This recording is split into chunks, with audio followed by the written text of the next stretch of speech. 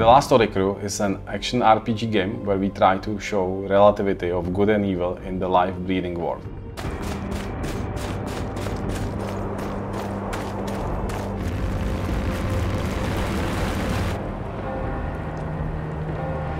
It's important to understand that The Last Oricru is quite challenging and hardcore RPG. Waking up in the living and breathing sci-fi medieval world of Wardania, players find themselves in the middle of war for supremacy over the planet.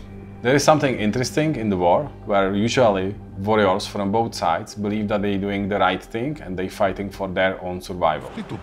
So the idea is to show the player the war and the euphoria of the winners, but also the misery of the losers. To make the player realize that the number of decisions he can make in the game will affect all the living beings in the world. Exactly. The Last Oricru is about many decisions, and each player can define their own path to side with different factions or betray them and influence the future of each race and in the end the entire planet. And it is not done just by few choices somewhere in dialogues or by completing some quests, but by your own continuous actions and decisions. Glorious! The steel plates on our enemies has just turned into paper. The wrath of justice will cut through the clutter of armor speedily. Rattlers, we leave for fortress. Our raptors need help. Let's seize a ship and spread the flames of revolution. The impact of those decisions is major. First of all, you are the one who will decide which side will win the war.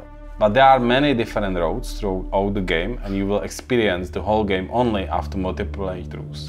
I wanted to give you every player his own experience and try not to push him any moral code of what is wrong and what is right.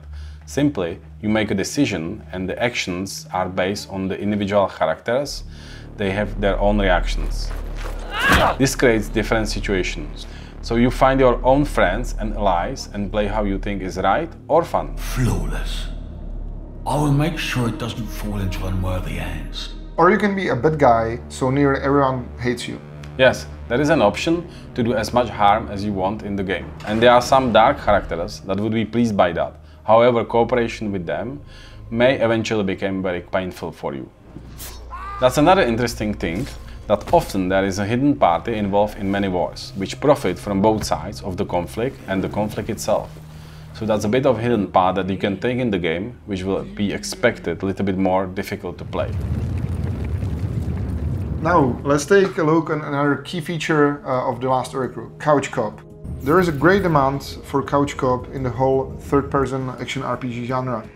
And so we are sure that for our future audience, the co-op is going to be one of the most important features of our game. That's why we went even further.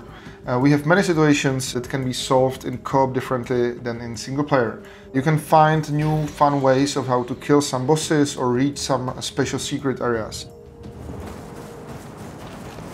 You know those lonely nights when you're playing games which you are super exciting for you, but you feel a little bit sad that you cannot play it and share with somebody else? That was generally the idea for this game. The combat is targeted for more experienced players. I am very much on the wave of recent challenging RPGs that are based on the skills of the player, timing and stamina. We are trying to build some interesting magic mechanism in the game that would let you use more than the block and fast attack buttons. And don't forget that our game has sci-fi roots.